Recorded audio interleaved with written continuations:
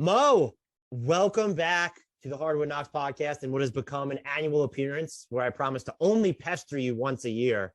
Lo and behold, we've reached that time of the year. How are you doing? Who is this? Yeah, listen, if anyone wants to know how famous Mo has gotten, I texted him. No. And he tried to go with the who this, but couldn't even, he typoed it. Autocorrect. Autocorrect. I couldn't do it for two more tweets. And then finally I was just like, fine, I'll do the podcast. Nah, I'm good, Dan. It's been a long time. How about this? You remember when we first were doing these together and we do the shout out to your favorite player? How about my boy Jalen Brunson growing up? Yeah, that's like soon to be possibly near max contract Jalen Brunson. My God. How about that? How about that shout out? It's too bad these shout outs aren't 100% like portending something, because I've been shouting out Frank Ntilikina for like 4 years at this point. Look, Frank Ntilikina made it to the conference finals. So hey man, upward trajectory. He had a good run. How is everything going with you? Have you enjoyed these NBA finals despite, I will say, and I got asked this on a show, if we've been conditioned to appreciate games that aren't actually close or classics because like the final score and sometimes the final minutes aren't super tightly contested. Maybe in like previous rounds, this playoffs, I'd make that case. But for me, this series has been just like absolutely riveting, despite the absence of like that, final 30 seconds or final minute, what's going to happen.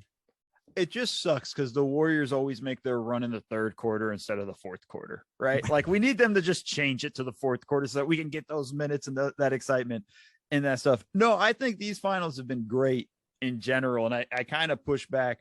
I understand it from people saying like, oh man, like they're not as fun and things like that. We haven't gotten like the final couple minutes. Although I would say game 4 was damn near a classic.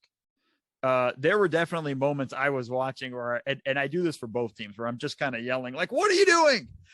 Or like have a reaction of like, oh my God. Like there were moments in the fourth quarter where I was stunned with some of those things. But I think overall, this is what happens when you have two solid defensive teams too, right? It's hard. It's hard for just, and this isn't a shot at anybody. It's hard for just fans to fully understand what's going on defense. And and sometimes it's hard for me where I'm like, you mean it's not just effort? No, just a smidge more than effort. The ultimate thing is these have been like a fun finals. I don't know how well played it's been, but it's been fun. And we've had a lot of excitement within that and those things. We just haven't had the final 2 minutes. It's really, really tight scenario yet. And I think it's been a tough, I don't know if we have too much time except for the 1 day, but that was so weird. Going from day 3 to game 4, you have the 1 day in between. Everything else is like a million days in between. But I don't know if I've had too much time to think about it, but the more I think about it, read about it, listen about it, dig into it, I understand this series less and less because it feels like it's being decided on the margins. You dig into some of like the vitals of the series and they're basically even on made threes. Golden State is shooting lights out on contested three. Boston shooting well on uncontested threes.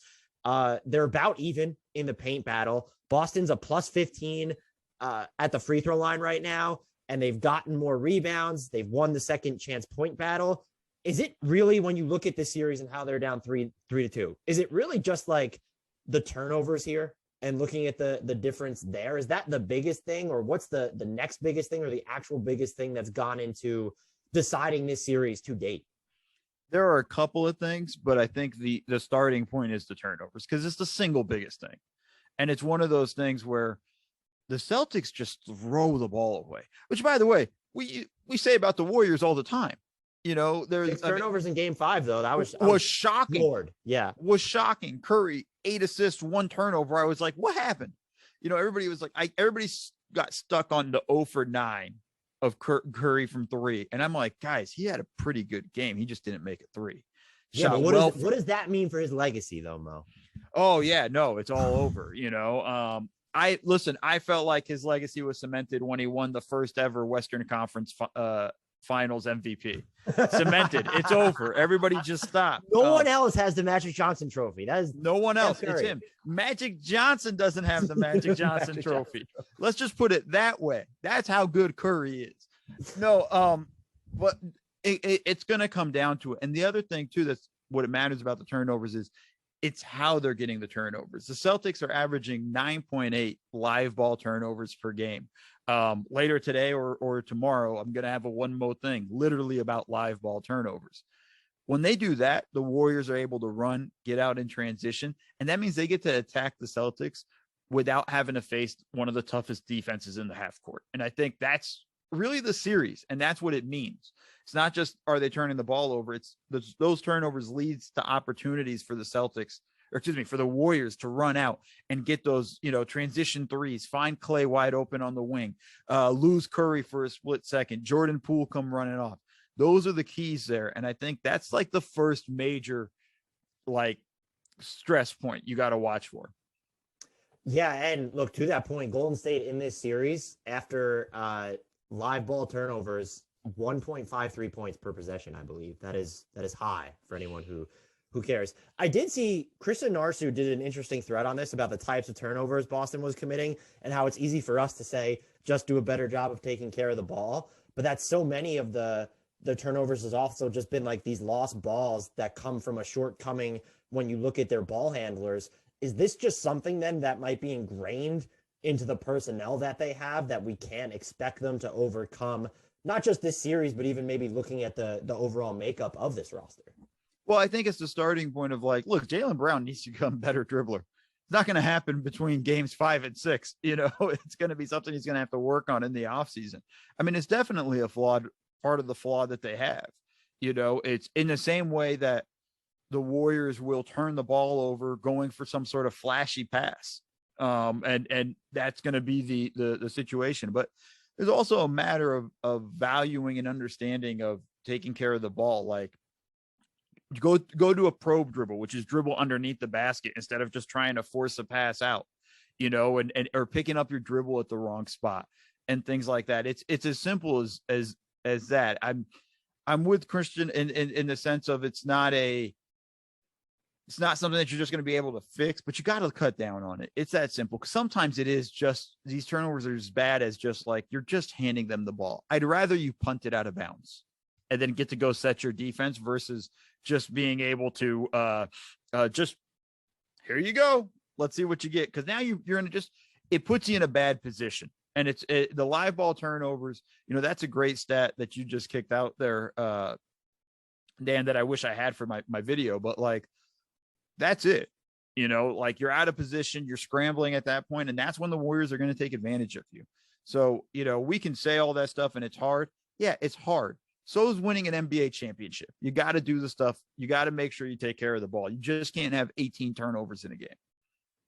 The other thing that I think anecdotally for me has been maddening about the Celtics is all postseason, it feels like, and this happened during the regular season too, it feels like if they're close to a lead, have a lead, the game's tied or whatever, they're playing to kill clock. And God, what is it about?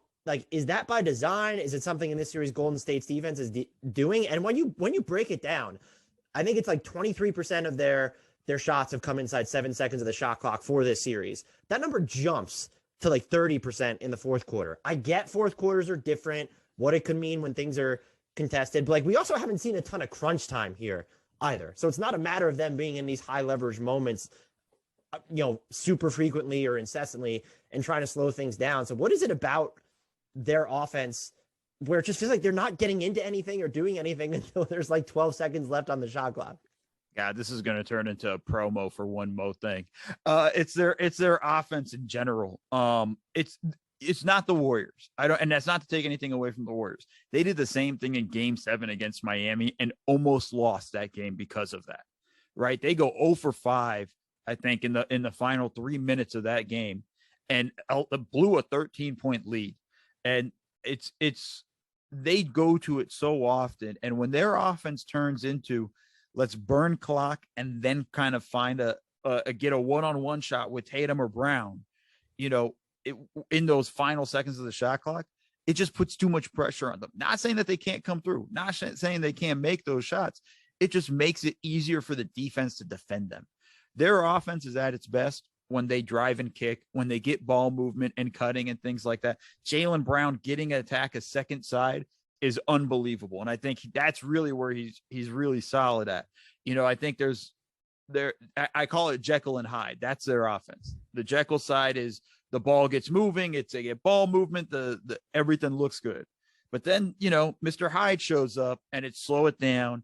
Let's get one-on-one shots, and then you have guys like Marcus Smart. He hits a spot up three, which is great. Then he's thinking he's hot, and now he's going to take 2 isolation step back threes with 12 seconds on the shot clock in a game. And you're just throwing your hands up in the air going like, well, hell, dude, that's a terrible shot for us. I don't care that you were kind of open. That's not the shot we need. And I think they have that habit, and it's what scares me. And to be honest, Dan, it's what made me change my finals prediction. Before I watched it and I just said, like, man, if they're not going to be able to play offense at the end of games like this, like, they're not winning the championship. And I had them pegged to win the championship after they beat the Bucks. I had Golden State in 7, came close to picking Golden State in 5. I'm glad I went with the latter, even if Boston. I would have yelled at you if you picked Golden State in 5. I have them in 7 at the beginning of this series, but a lot of it had to do with more Boston just scaring me with their offense. Yeah, that was what I wrote in. I don't know if you did your prediction at Bleacher Report, like as part of the panel, but I just wrote like Golden State's offense has more layers to it than Boston's at this point, and that's just what I trust a little bit more. And there are a couple of other points too, right? Like, they actually have a little bit of scoring coming off the bench. Like, who do you trust more? And I don't feel comfortable with either of them, but Peyton Pritchard and Derek White or Jordan Poole, right? Like Jordan Poole is going to get his shots up, especially at the end of third quarters. God damn it, Boston. Can you stop him at the end of the very final seconds? I will say kudos to him for putting it up. I get really, if we're talking about NBA pet peeves, it's not even private data that only teams have. And even if that was the only thing available, trust that they're smart enough to look at it. There's public data where heaves and these final second shots are taken out of your field goal percentage. Throw the shot up at the buzzer, damn it. I'm not here for these players. A lot of them entrenched stars, and Stephen Curry's not one of them. That's also why I love Steph. Just throw the ball at the hoop. Come on. I'm with you in the playoffs. In the regular season, because contracts are often tied to like field goal percentages and things like that. Hey guys, go get your money. That's okay. Yeah. All right. So that's my argument. But you're right. But more importantly, in that final, like, I don't think we've made a big enough deal of this. That shot Jordan Poole hit at the end of the third quarter in Game 5 changed everything. If you think about it this way, Boston finally won a third quarter in the series. And that 3 didn't change who won the third quarter, but it changed the whole momentum. And what happened was the Al Horford goes in crashing for an offensive rebound.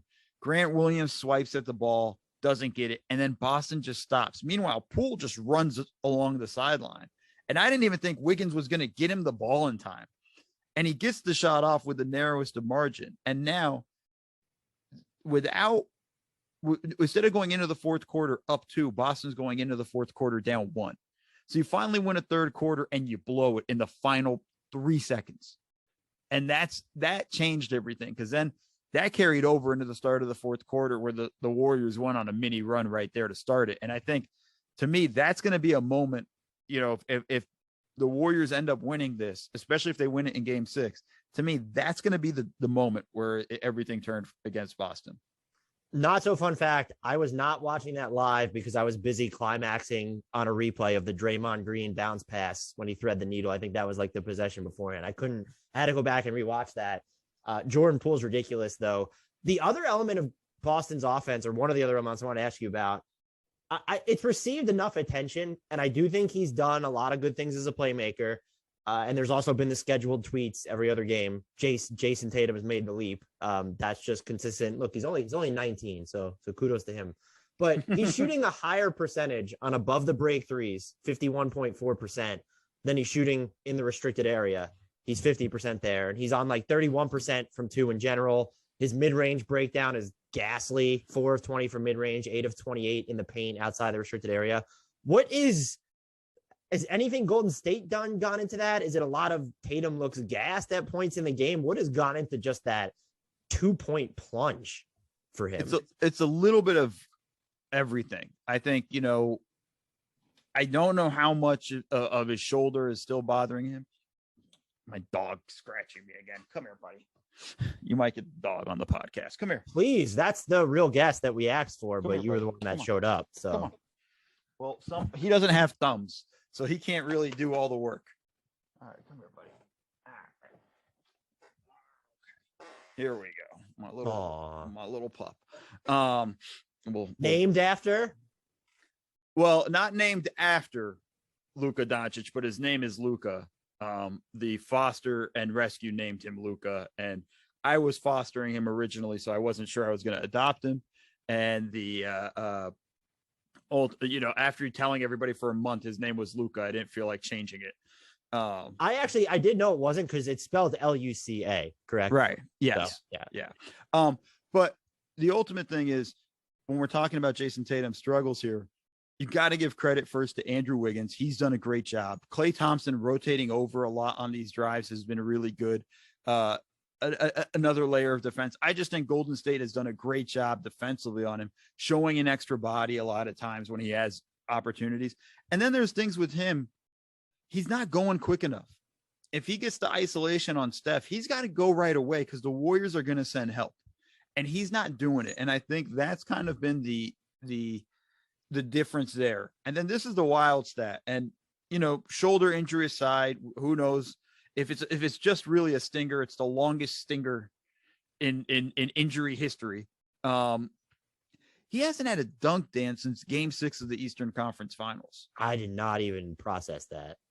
Like, 'cause I remember just thinking to myself the other day, going like, when was the last time I saw Jayson Tatum dunk? And I just assumed he had 1 or 2 dunks in the finals, random, whatever, even just an easy wide open layup or something.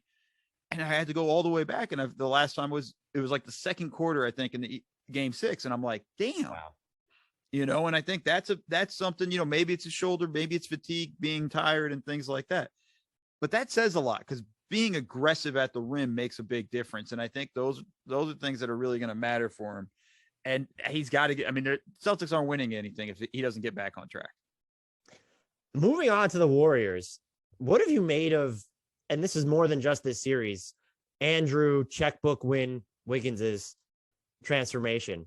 And I'm asking you this as you're one of the best people to ask about this, because you were a video coordinator. I do think a lot of it has just been his role is optimized. Like, it's more streamlined, not as complicated on offense. They're asking him to do a lot of, I feel like his defensive responsibility isn't what it probably should be. Like, when you look at his assignments, yes, but maybe overall isn't, like, when you're looking at off the ball or some of the moves they're asking him to make on rotations, isn't what you'd expect from a peak Golden State wing at points. But I'm also just wondering, is there any element of just stability here? He's had the same coach in Golden State. I guess the supporting cast has changed, but just that continuity, how valuable is that especially when you're just comparing it to his time in Minnesota and the amount of unrest that was everywhere in that organization? Yeah, there's a lot of factors when you kind of compare it to his time in Minnesota. Stability being a major one in terms of just the same coach and same front office, and everybody it has stayed relatively the same for the most part. And core, it's been the same core for the Warriors for the most part. Granted, a lot of those guys were injured, but they were around. I think the role is a big difference, right? You're going from being the second option of a team in Minnesota and probably getting the other team's best perimeter defender on you, versus going to Golden State. And now you're, all right, even let's just say Klay's not himself. So you're like the third option, like you're like your second or third option. You're getting the second or third best perimeter defender on you. You're not getting the best perimeter defender on you. I think it kind of opens up stuff. And then he's gotten better himself. Like, he's learned to play in the system. He's doing an unbelievable job rebounding, right? It's like 29 rebounds over 2 games now. Like, he's just juiced it up, and then he's averaging like 8.8 per 36 minutes after averaging like 3.7 per 36 in the regular season or whatever it is. That's just wild. Yeah. And then his defense on Tatum, like we just talked about, has been really impressive. enough to bother Tatum and put him into difficult spots. And I think, when you kind of just look at the transformation, it's more just, like it's also just starting to click. He's in a different role he's more suited for. And sometimes that's the case. I think that's why I get nervous around the draft time, calling a guy a bust or something like that. I'm like, oh, well, like, what was the situation he was in? And I'll take a cheap shot here. If you're the Sacramento Kings, like, you get drafted by the Kings, for the most part, how many guys have they truly developed? Like, De'Aaron Fox is probably their best development guy right now. And he's kind of plateaued a little bit last season, looked better with Sabonis when after the trade. Let's see how that kind of plays out next season. But everybody else they draft is almost like, okay, they never pan out. And part of that, at a certain point, you have to look at the organization and say, like, what are you guys doing? Well, new coach every 2 years, which means a whole new staff, a whole new player development staff, regime change. Sorry, it took me a minute. Took me a minute. Several regime changes, over the course of the past few years, like changes the direction of the stuff. You're drafting a kid and you're not putting him in a place to succeed. And I think those, it's that challenge with those guys, and I think Donovan Mitchell isn't Donovan Mitchell if he got drafted somewhere else. It's the right opportunity sort of paid off. And now Wiggins is now in the right situation for him.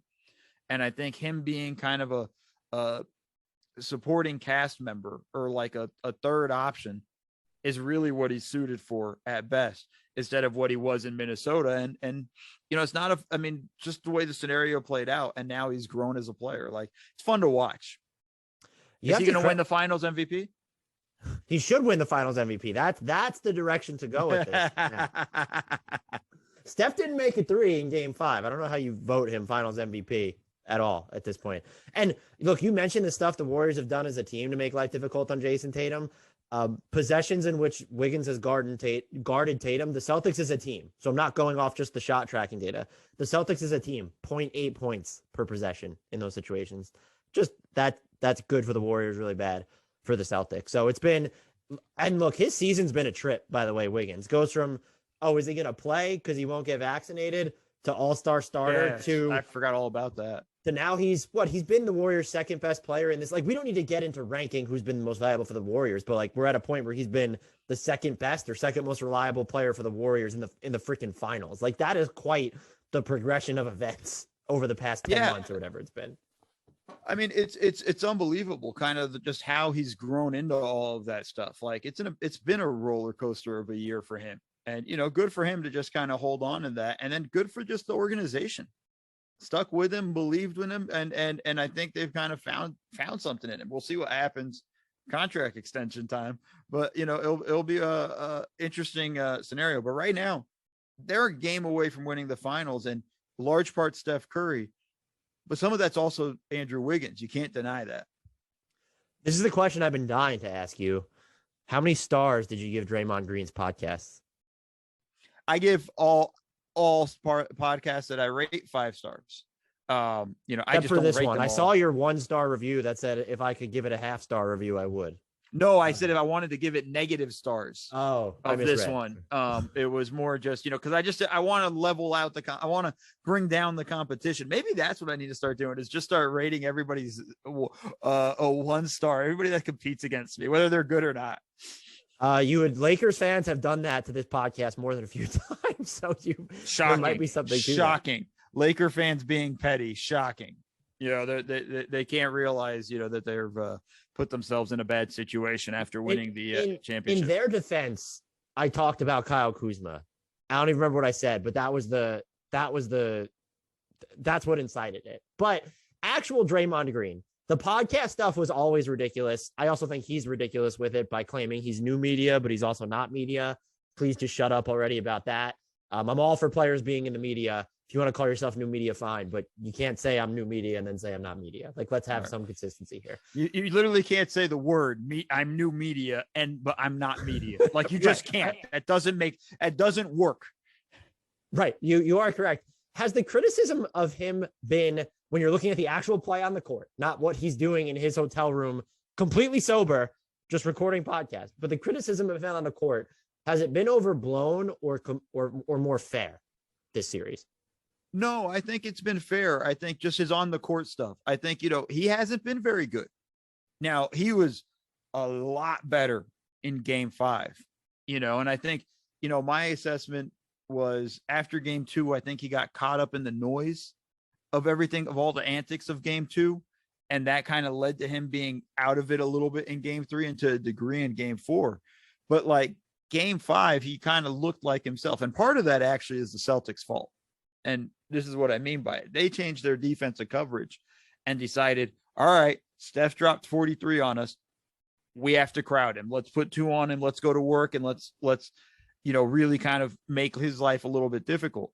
Well, that opened up opportunities for Draymond to pick and roll. They found, Curry finds Draymond for a layup. It opened up the fake handoff, turn the corner dunk for Draymond. He only had 8 points, but they were a significant 8 points. And then he kind of got everything rolling with those things. I think there was this is the Draymond we kind of come to expect a little bit. I think defensively, he's still been pretty solid. There's great stuff of him kind of reading the offense and immediately diagnosing what needs to happen and instantaneously, being the solution at the same time. And I think that's one of those things when you're watching Draymond that makes him special. I just think he kind of got lost for a couple of games. I mean, hell, his own mom tweeted it. Now, it was a joke, but like his own mom tweeted it. Why are you tweeting at Draymond's mom to ask what's wrong with Draymond in the finals? Because that's what she was presumably responding to. I believe it. I believe people are doing it. My mind would never go that way where I'm going to tweet at Draymond's mom to see what's wrong with him. What are you trying to accomplish there? Yeah, no, that's just Twitter. We know how that goes. We tweet at, whatever. Somebody tweets that stuff. But back to the real important stuff, which is Draymond on the court. I think the thing that's really important is his passing. And like he kind of really does open up the offense and a lot of the off-ball movements of things. And I think that's going to be something, they need him on the court. And part of that is they need him to kind of be more like 10% calmer, right? Like I know he amps it up to like 35, but like, yo, dude, just play at a 33. Like, let's just go from there. And I think they can be just fine. But the criticism has been fair of him on the court. Like I just thought there had been times where he was just straight bad and he wasn't looking to attack. And it's not like I need Draymond to score 15 points. No, I just need Draymond to take the open shots when it's there. The game 4 pass to Looney that ultimately led to a bucket off the short roll. And everybody's like, that's why you can't, that's Draymond. I go, yo, he didn't look at the rim at all that possession. And the smart play would have been for Al Horford to just drop to Looney and then jump forward to Draymond on the shot attempt because he didn't want to shoot that. And I think that's the important thing to watch for in game 6. Is he going to be more willing to shoot that and just show that threat of shooting it versus constantly looking to pass out of it? You had just mentioned something too that I didn't think about until Caitlin Cooper, Vinny Cornrose pointed out to me, and then Jared Dubin of various places tweeted about it, where the drop coverage Boston was playing against Steph was widely panned because of how great Steph was playing. And look, by the way, Steph was still like having to create all of his own looks. When you just look at his self-created bucket percentage, it is worlds higher than it was, not just in the regular season, but the previous 3 rounds. So it wasn't like life was easy for him, but it was just, oh, why aren't you blitzing him or throwing more bodies at him? Well, as you point out, it opens up the playmaking aspect of getting Draymond space in the short roll to decision make. Is there, by getting away from that and changing the way they defended Steph in game 5, is there any other benefit aside from the Draymond stuff to the Warriors there as well when you're looking at their supporting cast? It opened everything up. I mean, part of the opportunities that Wiggins got where he was phenomenal in this game and it became a Wiggins game was because they were putting 2 on Steph. There was a post-split action where they jumped Steph on the catch and Wiggins slips the screen and Curry hits him. Like it opened up driving lanes for everybody. Everybody got free looks out of that stuff. And I think to me, that's not how I would have wanted to play. I would have stuck with, we're going to just make sure everybody else doesn't score because Steph went 0 for 9 and you still lost. Like, and granted, he had a good game. You can't lose that. Mm-hmm. if you're the Boston Celtics and you get Curry to go 0 for 9 from 3, like, let's just be honest. When is that happening again? What are the odds you're going to get him to do or even go 2 for 8 in game 6? Like, I think that's slim. He's never won a finals MVP, so I'd say the chances are pretty high. Conference finals MVP is all he needed, Dan. We've discussed this already. Incredible. The other thing that's weird, or it's not weird, but, and I phrased it to you wrong in the outline I sent you, but like the Celtics, when it's okay, I didn't bother reading it. I figured you wouldn't, but I always like to send it in case people want to. Otherwise, you get in a situation like me where I went on a Cavs podcast the other day and they asked me what I thought about like Cleveland's rebrand. And it was just like, I wasn't prepared. I wasn't paying attention to rebrand stuff. I didn't even know the Cavs had a rebrand. So I had to look it up on the spot. But anyway, the Robert Williams minutes without Al Horford have been killer. And they're not always small. Like Grant Williams can be on the floor in those situations. Is that just sort of how much time maybe Horford is seen? And like those numbers, are they swayed by Horford having spent so much time in drop switching on Steph Curry? Or is there really something to what RW3 is doing? And they can't extend his minutes more with his knee, and he's played 30 plus the past 2 games, but are you maybe looking at those specific lineup combinations a little bit more leading into game 6 and potentially game 7 of Rob Williams as your 5 without Al Horford? Yeah. I mean, that was the other thing. They played more big in game 5. Are you going to go? Sorry, I'm talking to my dog. You going to go? There we go. He left. He got tired of you, Dan. It was off the rails with the Steph. He's fed up with the Steph legacy talk. He's like, come on, guys. He's no way he's that great. I argue with my dog all the time. My dog hates basketball. He just goes to sleep. He's like Luka Doncic in the offseason. Oh yeah. He just looks at me going like, you going to feed me yet? The ultimate thing is, the weird thing in game 5 was how often they played big together. Because to me, they have the better small ball lineup. For sure. They can beat the Warriors in small ball. Like, that's the thing that's wild to me.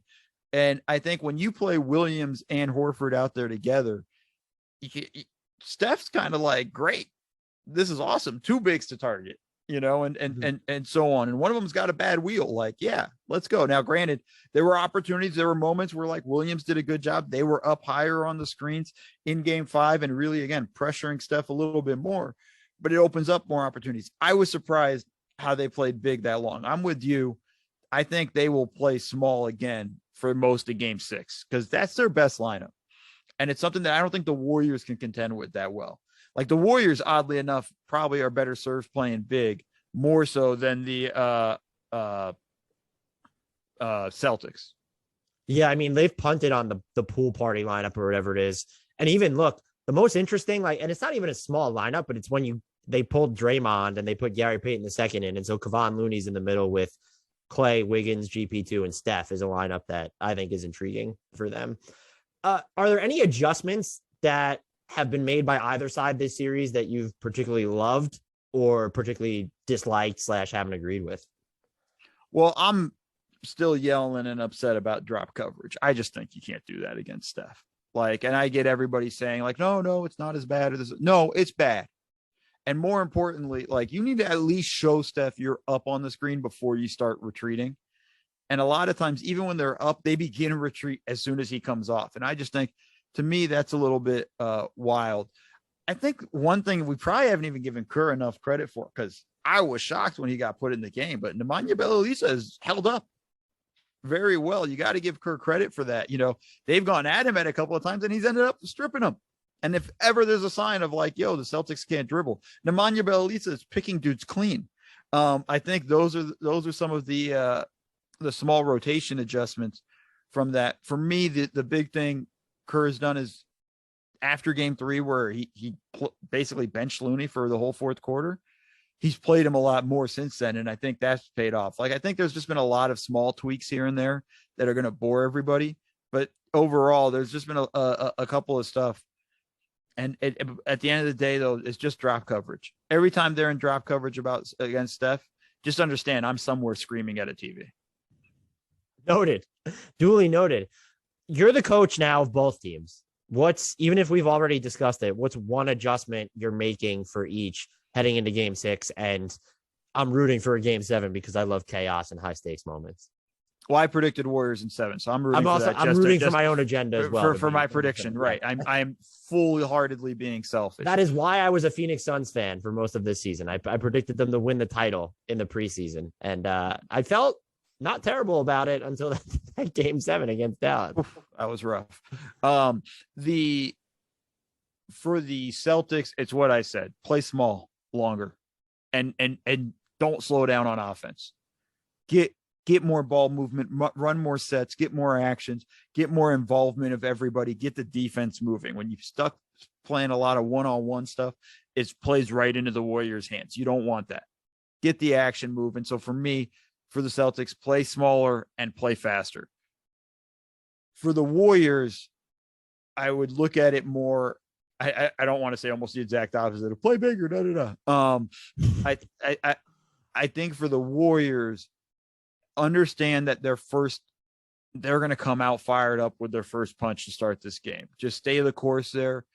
And you constantly just continue to do the offense you have been doing, which is constantly moving and putting pressure on them, and run every chance you get in transition, off of misses, off of turnovers, even off of makes. If there's an opportunity to get up and get the ball up the court quickly and attack quickly, you got to do it every chance you can, because that defense is still really stifling. Who is one non-star, like non-prominent player from each team that you're watching heading into game 6 and again maybe game 7? I think for the Warriors, it's besides Looney, who I think is pretty obvious. I think it's Gary Payton II. Yeah.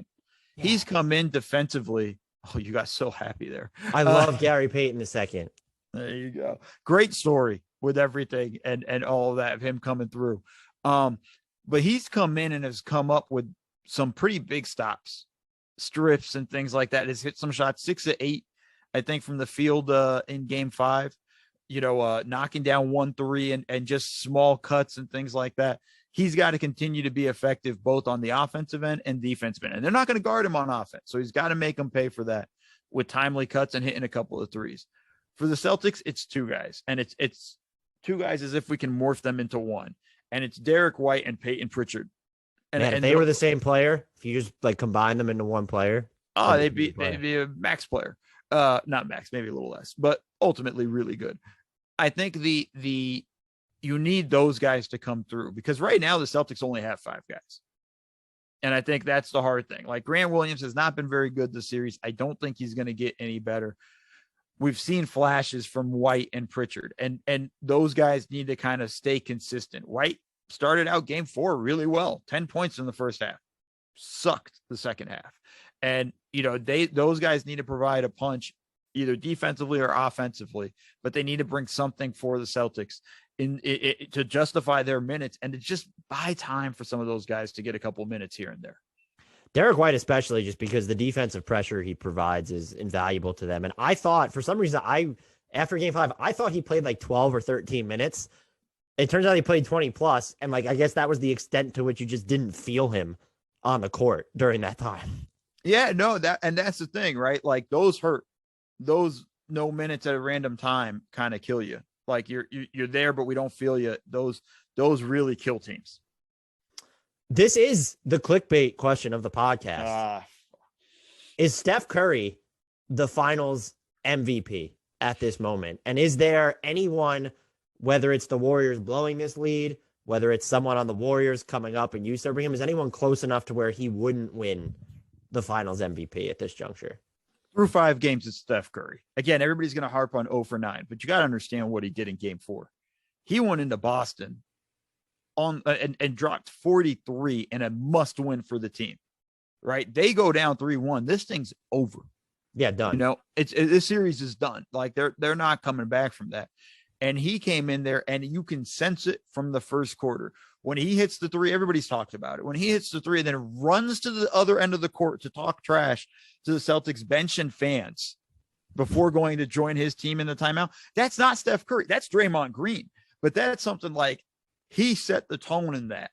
And that was a monster moment right there. And did everything in that game. And some of his shots he hit were incredibly difficult.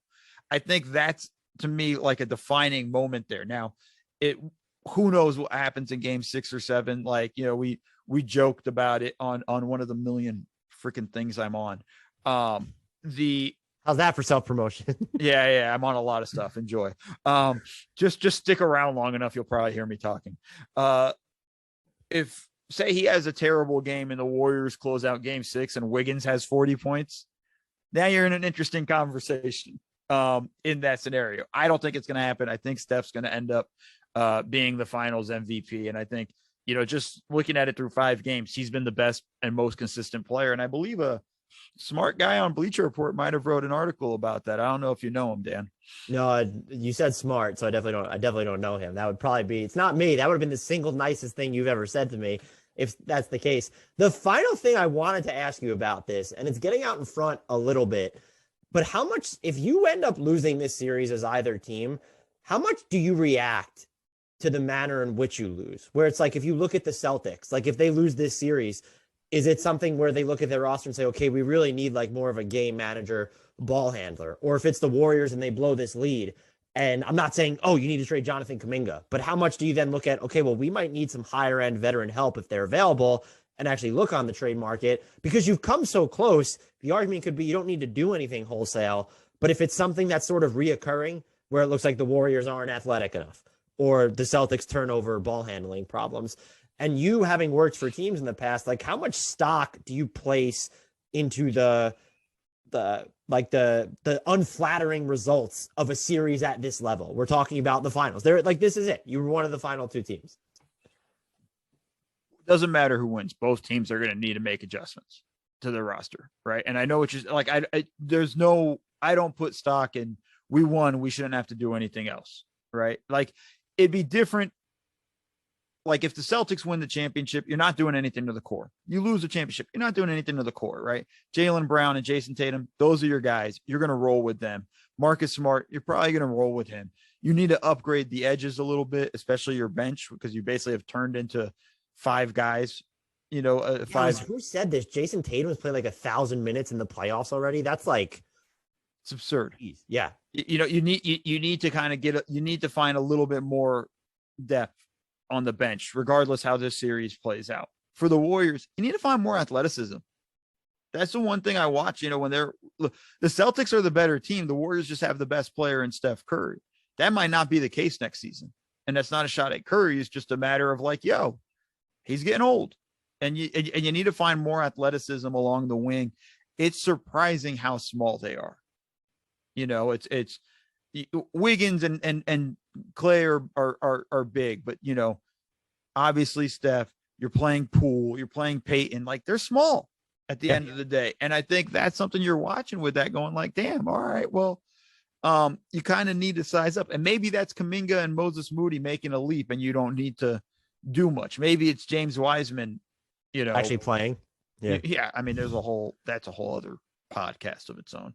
The James Wiseman ramp up. Was it the phrasing that will live in infamy, whatever it was? I mean, no, I'm not going to do it. That's growth, by the way. Self-restraint right there. That's growth. I'm waiting for you to slip in some Timberwolves slander before we close out. No, if I didn't do it when we did the Wiggins conversation, I'm not even doing that now. I've grown as a human being, Dan. But I think there's win or lose, both teams need to make those adjustments. Because here's the other thing: Western Conference next year going to be unbelievable. Bloodbath. Yeah. Assuming the Clippers are healthy, that's Kawhi and PG coming back. Yeah, that's kind of a difference maker. Jamal Murray coming back. That's kind of a difference maker for Denver. Who knows what happens with Michael Porter Jr.'s back. And then in the East is wild. I don't know what's going to happen in Brooklyn or Philly, but I mean, Giannis is still in the East, and he's probably right up there always in the conversation for best player in the NBA. And I think, you got a lot of teams to watch for. So I think it's going to be interesting. I think both those teams can't rest on their laurels, whether they win or lose this. They both have to make adjustments. That is a great point, especially about the Western Conference. The Nuggets being fully healthy and the Clippers, and Timberwolves fans got mad at me and claimed I didn't watch. Some Timberwolves fans claimed I didn't watch any of their games by saying, just assuming the Clippers are going to be better next year. The Nuggets. Okay. You got me into this. You got me into this. You pulled me in before you go to the Nuggets. I'm just saying, a healthy Kawhi Leonard and a healthy Paul George would destroy the crap out of this Minnesota Timberwolves team. They would crush them. The argument was, which I don't know how you relate this to me not watching games, but is that we can't just assume the Clippers and Nuggets are going to be healthy, which is fine. One of them is, the odds are one of them is going to make it through the season pretty healthy. More importantly, I can't assume Minnesota is going to be healthy. You can't assume health for anybody. No. It's just, this is the way the NBA goes, right? Like, just look at it this way. Before 2019, Klay Thompson was the bastion of good health for the most part. Yeah. Rarely missed games. Dude had to miss like 3,000 days. I don't know, whatever it was. It was almost 1,000 days. It was like actually put it in that context, it's so long. It's 900 days. Like, his first major injury led to a second major injury. So every team is an injury away. So, like, using that as the argument of like, well, we can't predict health. Like, yeah, we can't predict you guys are going to be healthy either. You know, every team's a tweak away from something terrible. So, like, just looking at the rosters of the two teams, and, you know, if just assuming both sides are healthy, which is all we can really do. Yeah, the Clippers beat the crap out of Minnesota.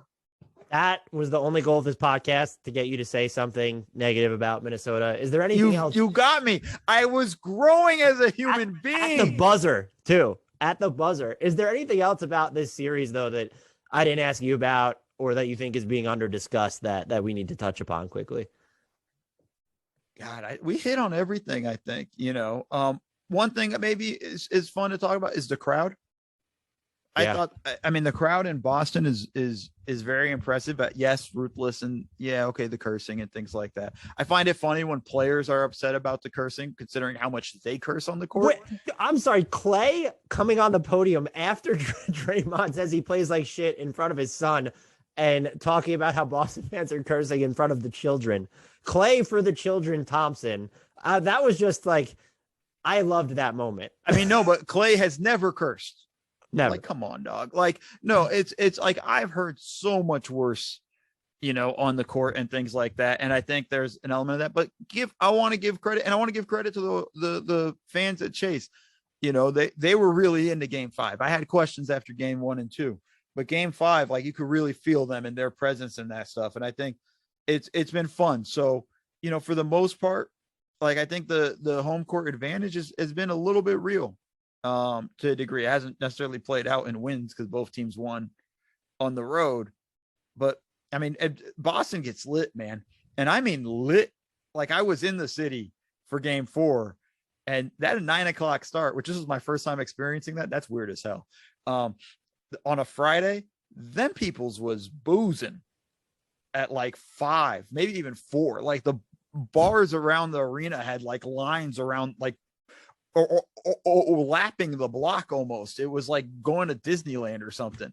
They were boozing, and I'm impressed they were able to roll into the stadium at 9, just ready to go. And it is fun. And I think that's been a fun story to kind of continue to push on. I would like to see more creative chants, though. Like, yes, Warriors fans, like, maybe going 5-star podcast when Draymond Green is at the foul line or something, or Celtics going 1-star podcast or something. It doesn't have to be like FU Draymond. We can come up with something a little bit more creative at this point. They should read his ads when he's at the free throw line. They should yell out his ads at his free throw line. I don't know who sponsors those pods or whatever, but, like, you know, whatever. State Farm sucks. You know, just like throw them off. Mo, this was great as always. I so appreciate your time, despite what I may actually say to you behind the scenes. Are you able to tell our listeners where they can follow you and all of the great work, the millions of things that you are doing? Listen, you can follow me on Instagram, on Twitter, even TikTok. This old man is on TikTok at @ModakHil_NBA, MODAKHIL_NBA. And that's where you'll find, like, I tweet out all my stuff. Follow me on Twitter and you'll find everything from there. Mo, this was great. Thank you so much again. And as I'm sure you know, I will be pestering you again in the future. So please maybe save my number this time. I'm going to try to delete it this time.